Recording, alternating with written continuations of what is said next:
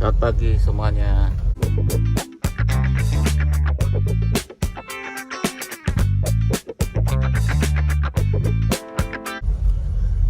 Kita lagi nyoba mobil 306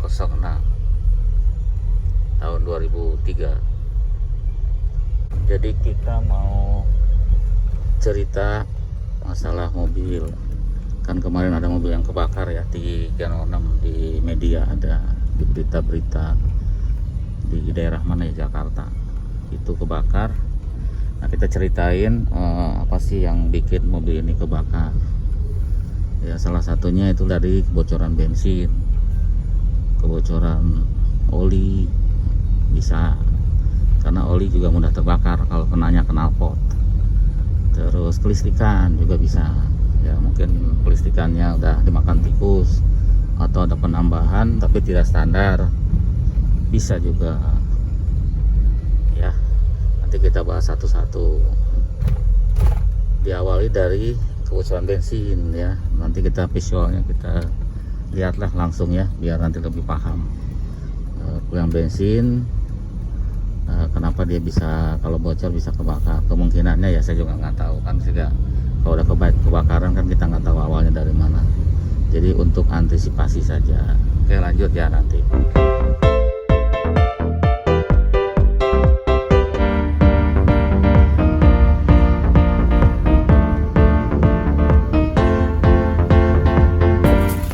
Oke, kita lanjut. Nah, bensin tuh dari sini ya.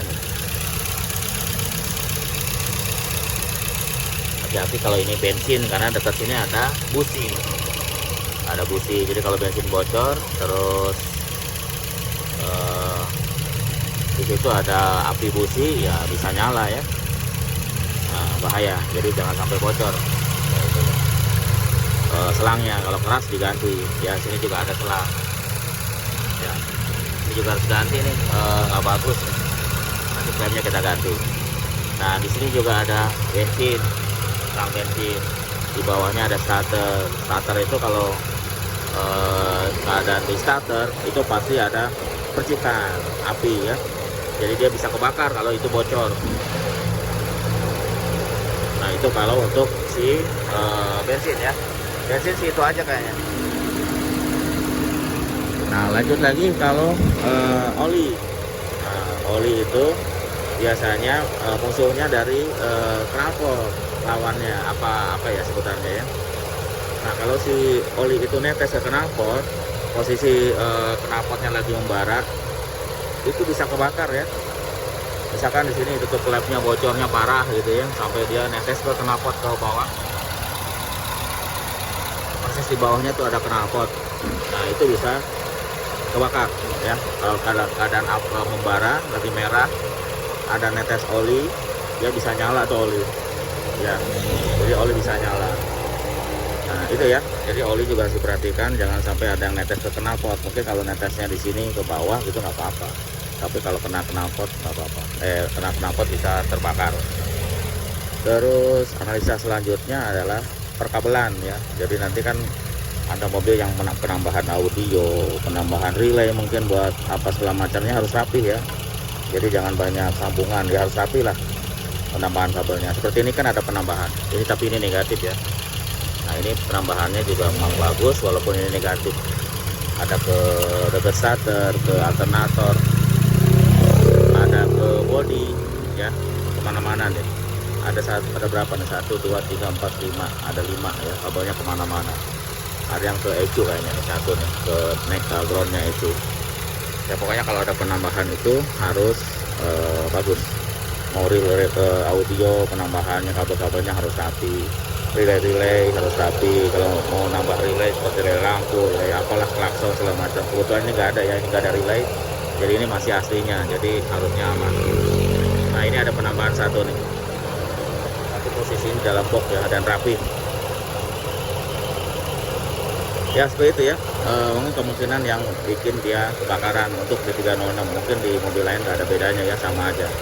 Jadi yang harus dijaga adalah si bensin, jangan sampai bocor ke dekat busi ya, ke dekat starter, ke dekat alternator, karena di situ ada percikan api. Jadi kalau bocor mungkin bisa timbul nyala. Terus oli jangan sampai netes ke knalpot, karena knalpot itu panas dan dia membara kalau lagi digas itu ya. Kalau ada oli netes ke situ, banyak netesnya, bisa nyala juga. Terakhir minyak rem, oke ya, terakhir minyak rem juga sama. Kalau minyak rem itu bocor, muncrat masuk ke oli ke knalpot juga bisa kebakar.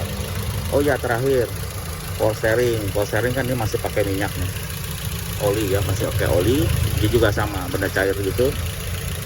Kalau kena benda yang membara kayak knalpot, dia bisa nyala. Jadi kebetulan power steering kan lewat bawah dan ada posisinya di situ ya, tuh power steering itu di belakang tuh, di bawahnya knalpot nih. Kalau bocor selangnya muncrat ke atas olinya, dia bisa kebakar ya. Jadi ada tambahan ya, minyak rem sama oli power steering. Selain oli mesin itu jangan sampai bocor ke knalpot, harus diperhatiin. Kalau mungkin di depan nggak masalah, tapi knalpot itu sangat bermasalah ya. Itu aja ya videonya, mungkin tidak terlalu panjang. Terima kasih sudah menonton video ini. Sampai jumpa lagi ya di video-video mobil motor berikutnya.